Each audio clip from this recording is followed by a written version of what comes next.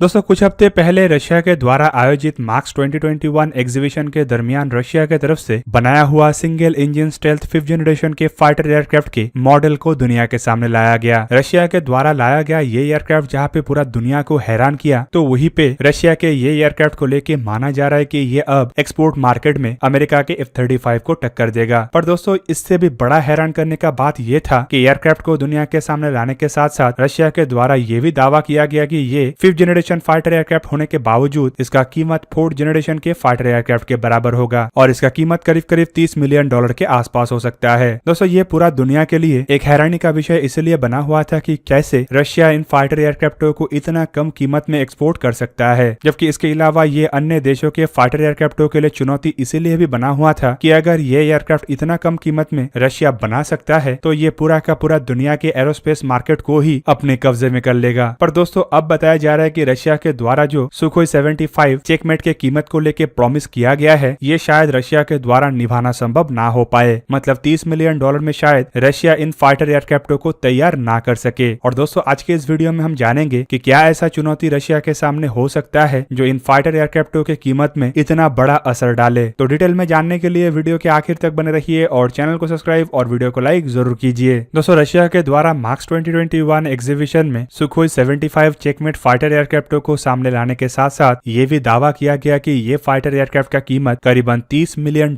के आसपास होगा। दोस्तों इसके कीमत के बारे में रोस्टैक के हेड सर्गेई चेमेसोव की तरफ से ही जानकारी दिया गया था और उनके जानकारी के मुताबिक ऐसे एक एयरक्राफ्ट का कीमत 25 से $30 मिलियन हो सकता है। और दोस्तों अगर इन एयरक्राफ्टों का ये कीमत इसके प्रोटोटाइप या फिर इसके मॉडल का है तो इसके जो ओरिजिनल प्रोडक्शन वर्जन होगा इसका कीमत इससे काफी गुना अधिक हो सकता है। इवन दोस्तों इस कीमत को लेके ये भी बताया जा रहा है कि इसमें रिसर्च एंड डेवलपमेंट का जो हिस्सा है उसे नहीं जोड़ा गया और अगर रिसर्च एंड डेवलपमेंट का हिस्से को जोड़ा जाता है तो ये कीमत और कई गुना बढ़ सकता है, क्योंकि किसी भी एयरक्राफ्ट के रिसर्च एंड डेवलपमेंट में एक बहुत बड़ा अमाउंट खर्चा होता है जो कई $100 मिलियन तक हो सकता है। इवन अगर रशिया के ही पहला 5th जनरेशन फाइटर एयरक्राफ्ट मतलब सुखोई Su-57 को ही देख लिया जाए तो इसके रिसर्च एंड डेवलपमेंट में रशिया की तरफ से करीबन $1.6 बिलियन खर्चा किया गया। उस हिसाब से अगर हम सुखोई Su-57 एक सिंगल इंजन फाइटर एयरक्राफ्ट है बोल के उसके रिसर्च एंड डेवलपमेंट के खर्चे को आधा भी मान लेते हैं तो कम से कम इसके रिसर्च एंड डेवलपमेंट में $800 मिलियन तक खर्चा हुआ होगा। दोस्तों कोई भी देश जब किसी फाइटर एयरक्राफ्टों का डेवलपमेंट करता है तो उसके यूनिट कॉस्ट में रिसर्च एंड डेवलपमेंट के पैसे को भी जोड़ता है ताकि उस देश को फाइटर एयरक्राफ्ट डेवलपमेंट करने में कोई घाटा ना हो। जबकि अपने एयरफोर्स के एयरक्राफ्टों के लिए ये कीमत नहीं जोड़ा जाता है, लेकिन अगर एक्सपोर्ट मार्केट में इसे उतारा जाता है तो फायदा और रिसर्च एंड डेवलपमेंट के कॉस्ट को जोड़ना आवश्यक होता है। रशिया की तरफ से फिलहाल सुखोई चेकमेट फाइटर एयरक्राफ्टों के कीमत को इतना कम रखा गया है उसे लेके एक्सपर्टों का मानना है कि रशिया ऐसे प्राइस के साथ एक्सपोर्ट मार्केट में इसका अट्रैक्शन को बढ़ा रहा है। मतलब अन्य देशों के अंदर एयरक्राफ्टों की चाहत को कम प्राइस के साथ इतना बढ़ा दिया जाए कि वो देश किसी अन्य एयरक्राफ्टों के बारे में सोचने से पहले रशिया के चेकमेट फाइटर एयरक्राफ्टों के बारे में ही सोचे। दोस्तों किसी भी एयरक्राफ्ट के कीमत में कई सारे फैक्टर होता है, जैसे कि एयरक्राफ्ट के प्रोडक्शन कॉस्ट, इसके research and development cost, selling cost और इसका बेनिफिट। और ऐसे में इन सभी चीजों को जोड़ने के साथ अगर एक 5th जनरेशन के फाइटर एयरक्राफ्ट की कीमत सिर्फ $30 मिलियन बताया जाता है तो ही आप लोगों के मन में एक तरीके से संदेह आएगा। इवन दोस्तों अगर हम 5th जनरेशन के फाइटर एयरक्राफ्टों की कीमत को ही कंपेयर करें तो एकमात्र एक्सपोर्ट मार्केट में अवेलेबल 5th जनरेशन के फाइटर एयरक्राफ्ट मतलब F-35 का कीमत करीब करीब $120 मिलियन है। इवन दोस्तों रशिया की तरफ से इन एयरक्राफ्टों के कीमत के अलावा इन एयरक्राफ्टों को दुनिया के सामने लाए जाने के जो समय सीमा रखा गया है उसे लेके भी एक्सपर्टों के मन में संदेह है। आप सबके जानकारी के लिए बता दूं कि रशिया के द्वारा अपना पहला 5th जनरेशन के फाइटर एयरक्राफ्ट मतलब सुखोई Su-57 को आज से 11 साल पहले फर्स्ट फ्लाई किया गया था, पर अब तक रशिया के बेड़े में ऐसे एक ही फाइटर एयरक्राफ्ट को ऑपरेशनली शामिल करना संभव हो पाया है, जबकि इस साल शायद और 4 ऐसे एयरक्राफ्ट रशियन बेड़े में शामिल हो जाए। और ऐसे में रशिया के द्वारा 2021 में सुखोई Su-57 फाइटर एयरक्राफ्टों के मॉडल को दुनिया के सामने लाने के साथ 2026 तक इन एयरक्राफ्टों के बड़े मात्रा में डिलीवरी करने का जो दावा किया जा रहा है वो शायद रशिया इतना जल्दी ना पूरा कर सके। और दोस्तों अगर रशिया के पुराने ट्रैक रिकॉर्ड को देखा जाए तो अब से ही रशिया के इन दावों को लेके संदेह पैदा हो रहा है। और अगर ऐसा होता है तो आप सब लोगों को ये भी मालूम होगा कि कोई भी प्रोजेक्ट अगर डिले होता है तो उसके यूनिट कॉस्ट या प्रोडक्शन कॉस्ट दिन ब दिन बढ़ते जाता है और इस फाइटर एयरक्राफ्ट के मामले में भी ऐसे होने का संभावना काफी अधिक है। दोस्तों मार्क्स 2021 एग्जीबिशन के दरमियान इन एयरक्राफ्टों को लेके जो भी डेटा अब तक पब्लिक हो पाया है उनके मुताबिक ये Sukhoi Su-75 Checkmate fighter aircraft एक single engine single seated fighter aircraft होगा, जिसका ग्राउंड टेस्ट रशिया की तरफ से 2022 को करने का इरादा रखा गया है। इवन दोस्तों आपके जानकारी के लिए बता दूं कि रशिया इसमें इजरायलिया 30 इंजनों के इस्तेमाल का इरादा बना रहा है, जिन इंजनों के डेवलपमेंट सुखोई Su-57 फाइटर एयरक्राफ्टों के लिए भी किया जा रहा है। फिलहाल अगर देखा जाए तो सुखोई Su-57 में भी इन इंजनों का इस्तेमाल करना संभव नहीं हो पाया है और रशिया सुखोई Su-57 फाइटर एयरक्राफ्टों में इन इंजनों का इस्तेमाल करते हुए पहला प्रोडक्शन वर्जन 2024 तक दुनिया के सामने लाएगा। ऐसे में सवाल ये भी है कि अगर सुखोई Su-57 में ये इंजन का इस्तेमाल 2024 में होगा तो कैसे रशिया के द्वारा 2022 में चेकमेट फाइटर एयरक्राफ्टों में इसका इस्तेमाल करते हुए एयरक्राफ्टों का टेस्ट शुरू किया जाएगा। क्या चेकमेट के भी प्रोटोटाइप में रशिया के द्वारा IL-41 इंजनों का इस्तेमाल किया जाएगा, जिसका इस्तेमाल सुखोई 57 में भी डेवलपमेंट के टाइम में करने के साथ साथ पहले के कुछ प्रोडक्शन वर्जनों में भी किया जा रहा है। जबकि दोस्तों इसके अलावा रशिया इरादा ये भी बना रहा है कि 2023 तक कैसे भी करके एयरक्राफ्टों का फर्स्ट फ्लाइट किया जाए। मतलब दोस्तों रशिया को अब 1 साल के अंदर एयरक्राफ्ट को पूरी तैयार भी करना है और 1.5 से 2 साल के अंदर हर तरीके के ग्राउंड टेस्टों को भी संपूर्ण करना है। और रशिया के पिछले के इतिहास को देखा जाए तो फिलहाल इस टास्क को भी एक इम्पॉसिबल टास्क के रूप में देखा जा रहा है। दोस्तों इसे लेकर जहां पे रशिया की तरफ से बताया जा रहा है कि इंटायरली सुखोई Su-57 में इस्तेमाल होने वाले एवियोनिक्स और हथियारों के पैकेज सुखोई 75 में इस्तेमाल किया जाएगा, जिनमें इसके radar, electronic warfare system, air to air missile, air to ground missile तक शामिल है, जो कि काफी हद तक डेवलपमेंट कॉस्ट और डेवलपमेंट के टाइम को घटाएगा। लेकिन ये इतना नहीं घटाएगा कि इसे 1 से 1.5 साल के अंदर ही रशिया तैयार कर ले। दोस्तों रिपोर्टों के मुताबिक रशिया इन एयरक्राफ्टों में एक इंटरनल बे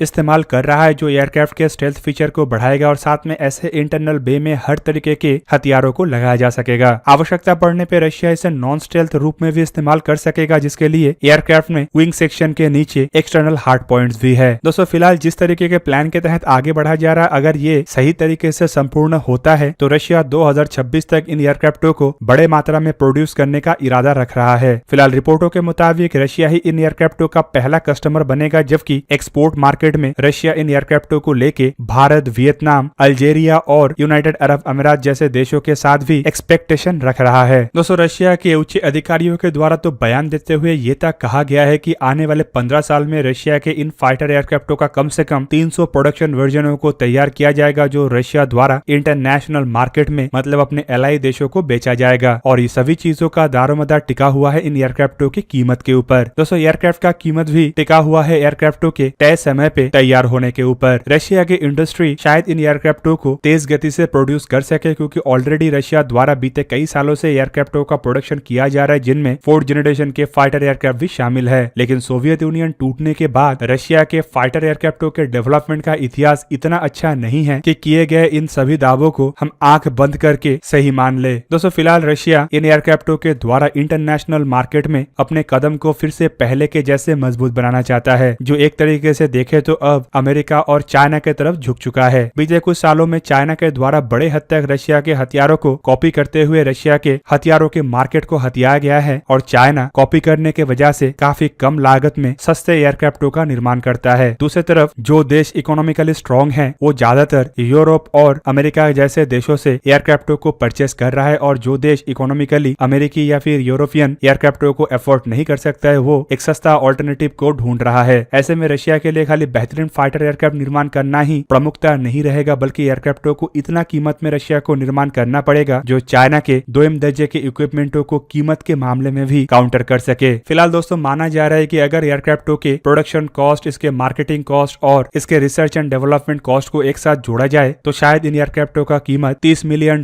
ना हो, लेकिन एटलीस्ट ये माना जा रहा है कि ये अमेरिकी F-35 के जैसे $120 मिलियन भी नहीं होगा। रिलेटिवली रशिया इन एयरक्राफ्टों को इतना सस्ता रखेगा कि कोई भी देश इन एयरक्राफ्टों को आसानी से अफोर्ड कर पाए, और संभावित रशिया का अब यही सबसे प्रमुख फोकस है, जिसके लिए रशिया को एयरक्राफ्टों को तय समय पे मतलब 2026 तक संपूर्ण करना आवश्यक रहेगा। तो दोस्तों ये था आज का वीडियो। अगर आपको वीडियो अच्छा लगा तो लाइक कीजिए और मेरे चैनल को सब्सक्राइब कीजिए और साथ में बना हुआ बेल आइकन को भी प्रेस कर दीजिए ताकि आप मेरा वीडियो देख पाए सबसे पहले। जय हिंद।